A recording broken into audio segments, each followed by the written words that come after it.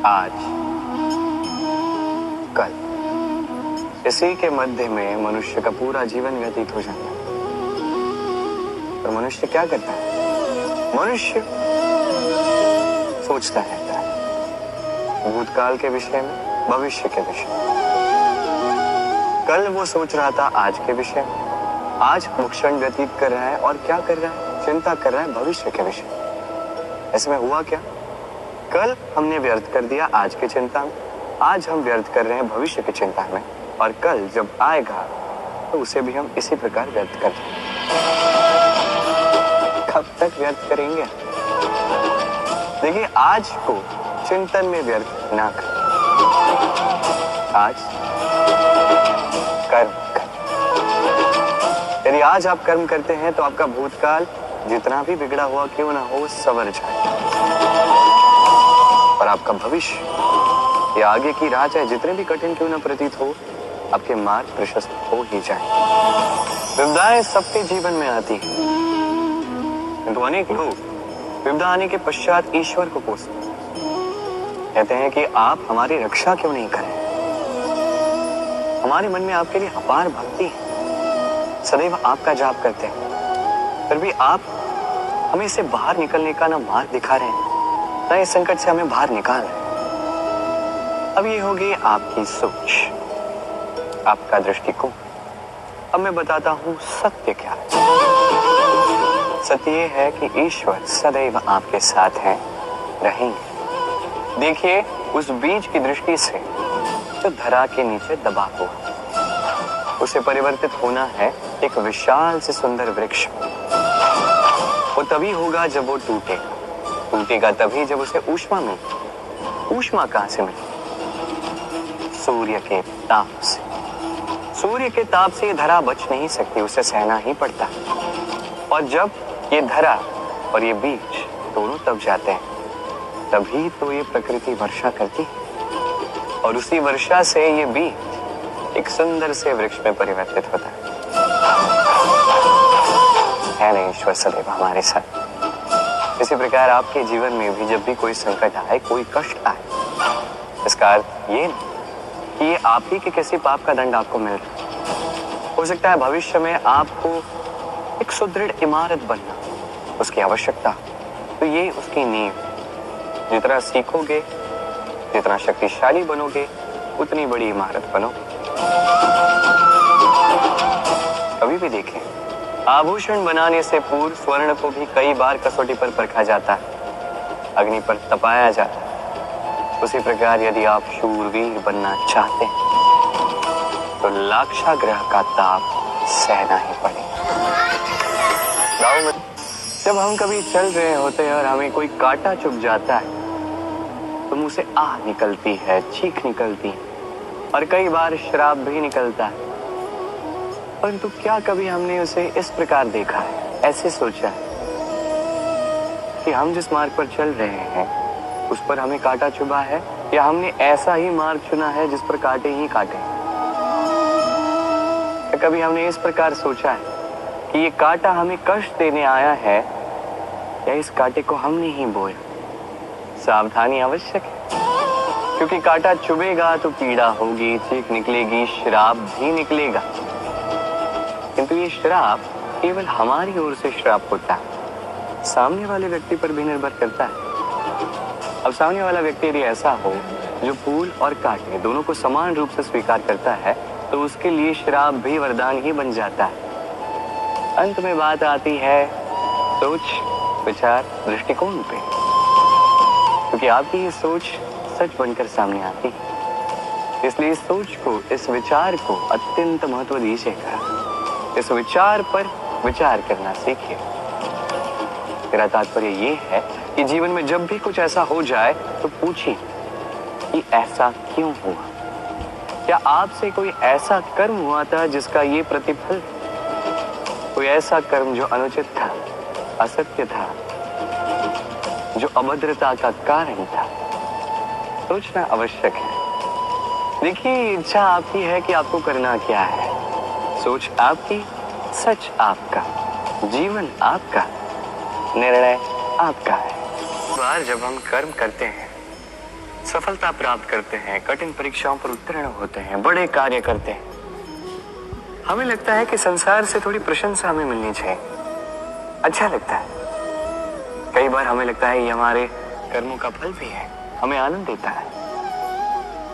किंतु जब हमें ये प्रशंसा नहीं मिलती तब क्या होता है? हम दुखी हो जाते हैं, टूट जाते हैं। ऐसा लगता है किसी को हमारी चिंता ही नहीं है, ऐसा लगता है हमारे आनंद में किसी और को आनंद मिलता ही नहीं है। अनेक विचार आते हैं। किंतु मैं आपसे एक प्रश्न पूछता हूं, अब जो भी कार्य करते हैं, जो भी कर्म करते हैं, क्या केवल प्रशंसा के लिए करते हैं?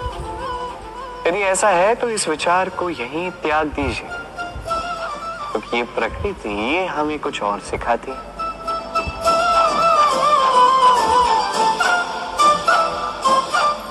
इस पुष्प को देख लीजिए,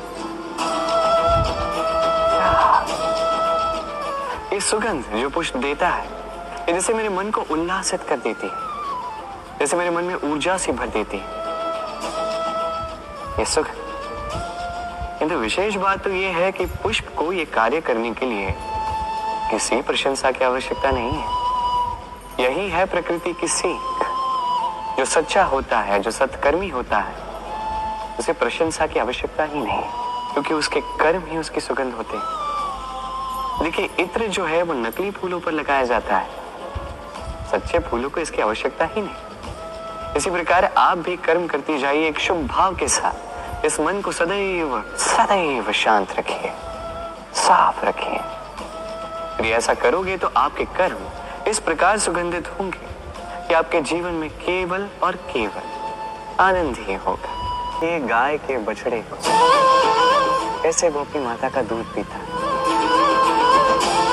सुखी रहता है, क्योंकि उसे ज्ञात है कि उसकी माता ये दूध रूपी अमृत उसे पिलाती रहेगी।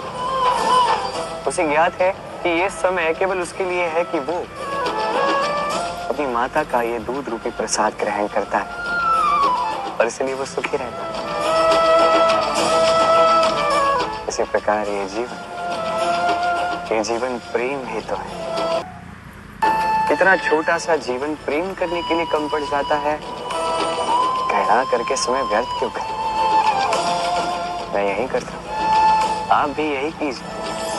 मौन, देखा जाए तो संसार का सबसे शक्तिशाली अस्त्र है ये मौन। और देखा जाए तो हमारा यही अस्त्र कई बार हम पर ही आक्रमण कर जाता है।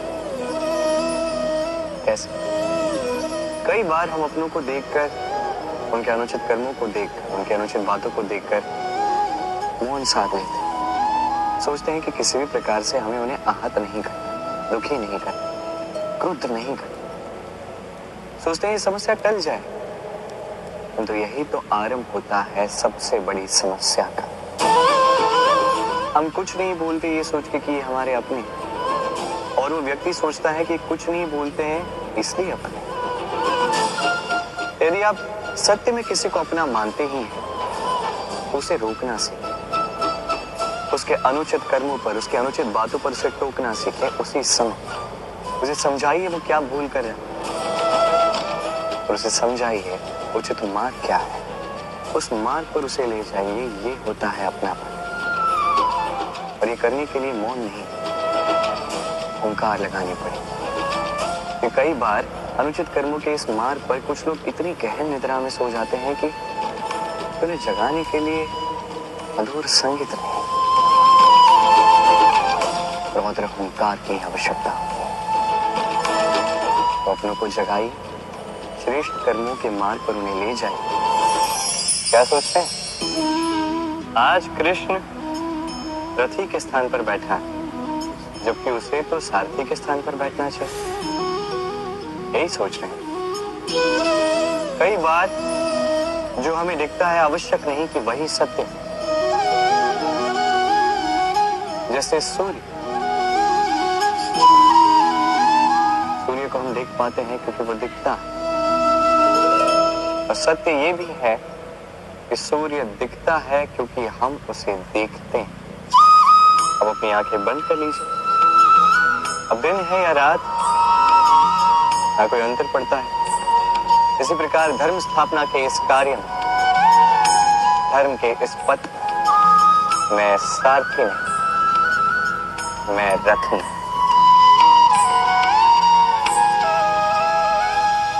और मैं खोज रहा हूं उस सारथी को जो धर्म, कर्म और भक्ति से भरा हो। धर्म जो व्यक्ति को उचित मार्ग पर ले जाता है, कर्म जो व्यक्ति को परिश्रम करवाता है और भक्ति जो उसे उस मार्ग से विचलित नहीं होने देती। आज तक मैं सबका सखा था, सबको उचित मार्ग पर ले जाता था। अब मैं खोज रहा हूं उस व्यक्ति को जो मेरा सखा बनेगा और बनेगा धर्म स्थापना के इस कार्य में मेरा सहयोगी।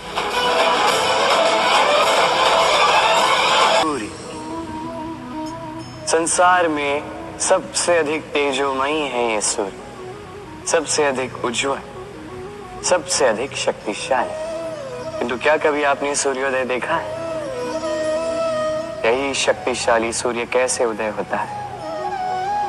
लाल अरुण आभा लिए, सौम्यता के साथ, शांति के साथ उदय होता है।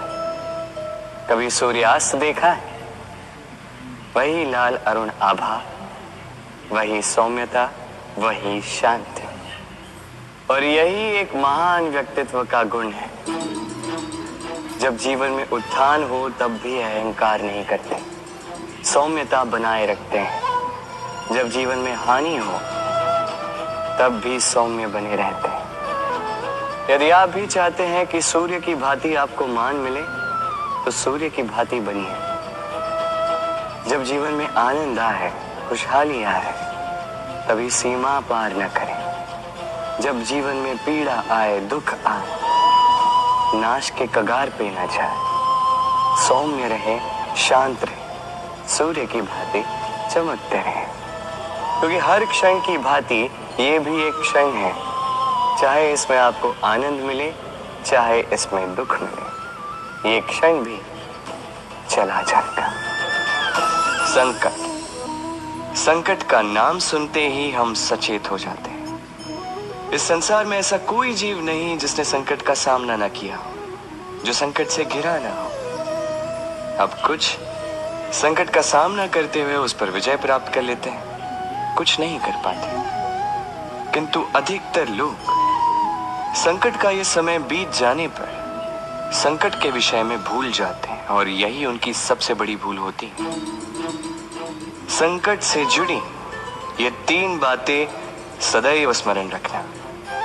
पहली, जिन्होंने आपको संकट में डाला उन्हें कभी मत भूलिएगा और भविष्य में सदैव उनसे सावधान रहिए। दूसरी, जिन्होंने संकट के समय पर आपका साथ छोड़ दिया वो आपके मित्र नहीं है, परजीवी है और कभी भी भविष्य में उनसे कोई आशा मत रखिएगा। और तीसरे, जिन्होंने संकट के समय पर आपका साथ निभाया, आपका मनोबल बढ़ाया, ये आपके सच्चे मित्र हैं, इन्हें कहीं मत जाने दीजिएगा।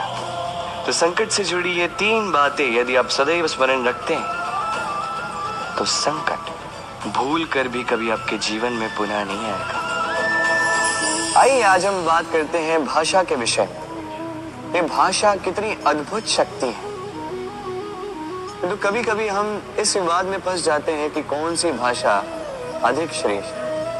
कभी कभी इस समस्या में फंस जाते हैं जब सामने वाली की भाषा भिन्न, हमारी भिन्न, तो हम उनकी बात समझ पाते हैं ना वो हमारी। चलो उचित है, किंतु कोई मुझे इस बात का स्पष्टीकरण दे। सूर्यमुखी, सूर्य के किरणों की कौन सी भाषा को समझ पाती जो सूर्य के उगते ही वो भी खिल उठती?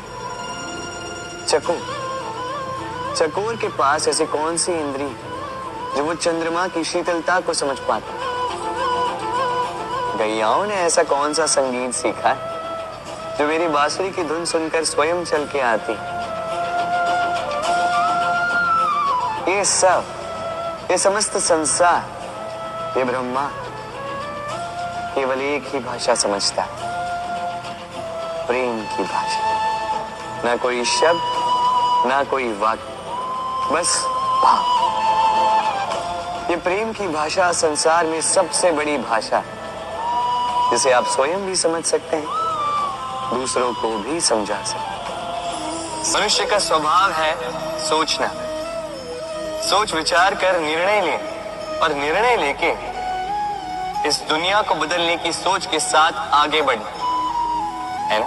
परंतु क्या हर कोई अपने निर्णय का परिणाम पाने में सफल होता है?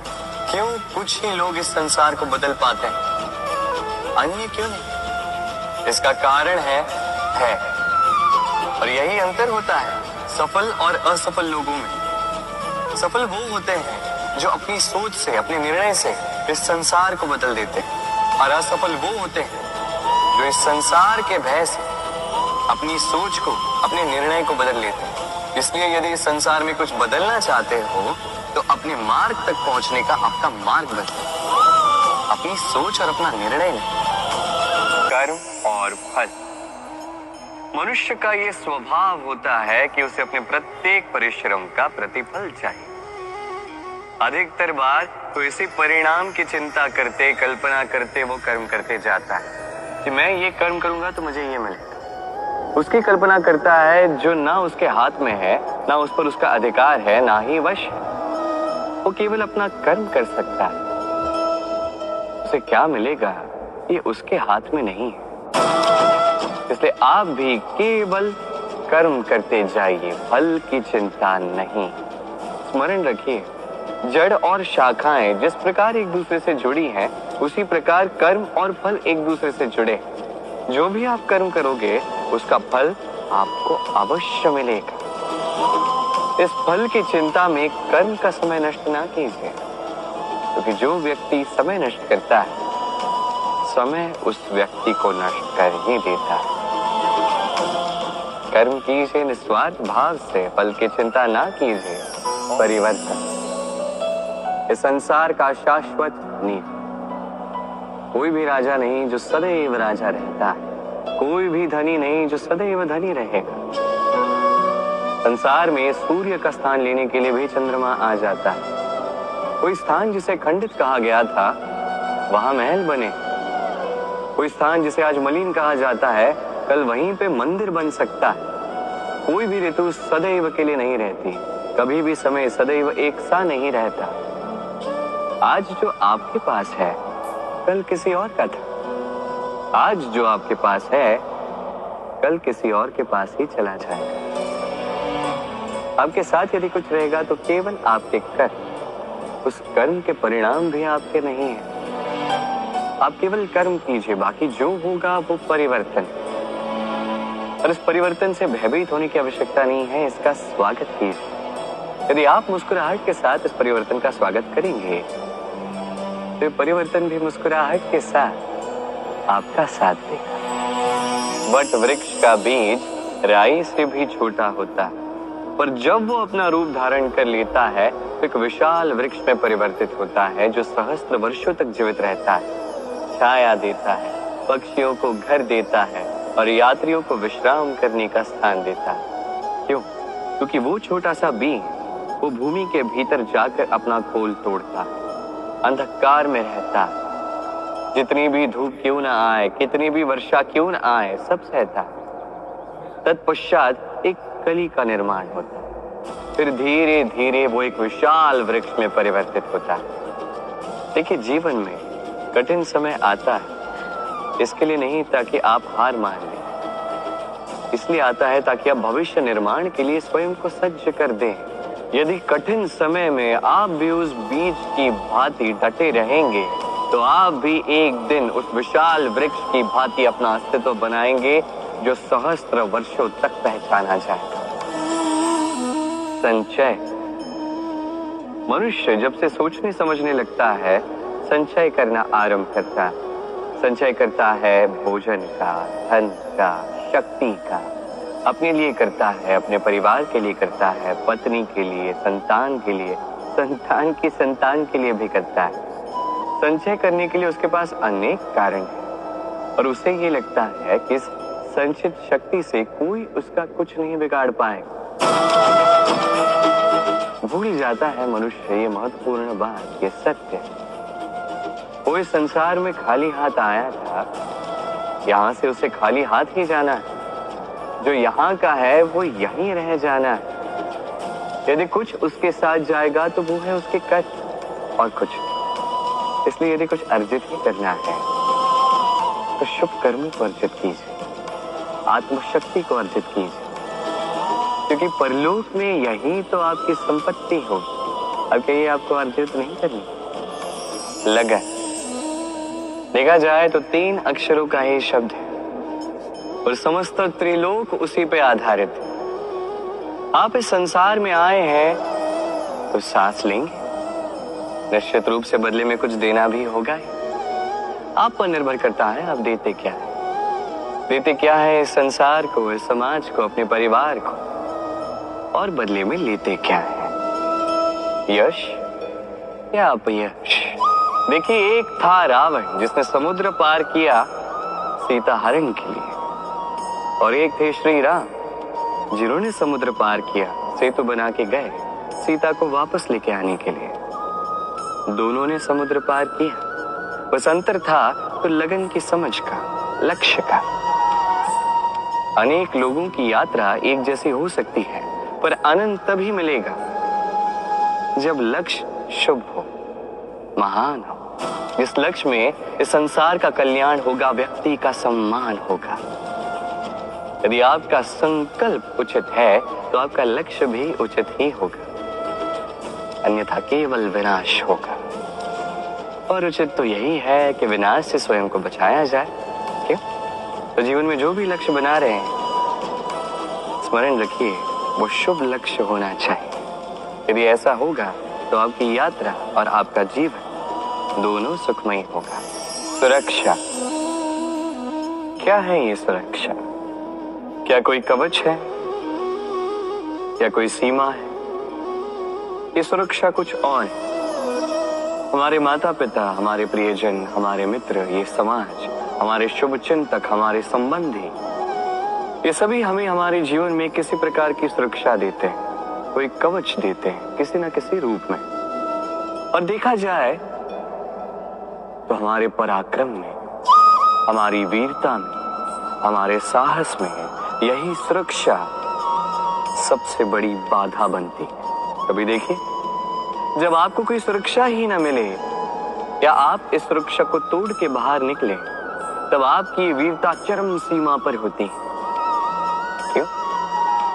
क्योंकि तब आप जानते हैं कि अब इस संसार का सामना हमें स्वयं ही करना है। आप जानते हैं कि शत्रु का सामना अब अपने ही बल से, अपने ही पराक्रम से, अपने ही साहस के साथ करना है। तब जाके हमारे भीतर की ये शक्ति जागृत होती है। ये शक्ति यहीं बसी है, बस इसे पहचानना है, इसे जागृत करना है, और ये सुरक्षा के टूटने के पश्चात ही होता है। और जो अपनी शक्ति को जानते हैं, जो स्वयं पहले से ही शक्तिशाली होते हैं, वो स्वयं ही अपना कवच निकाल के तोड़कर फेंक देते हैं, कर्ण की भांति।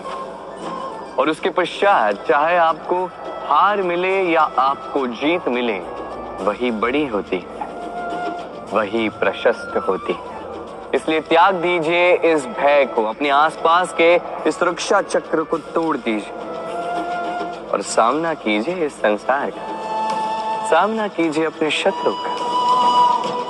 पराक्रम का ये अंकुर, इसे उगने के लिए बीज के ऊपर का ये कवच, ये टूटना अति आवश्यक है।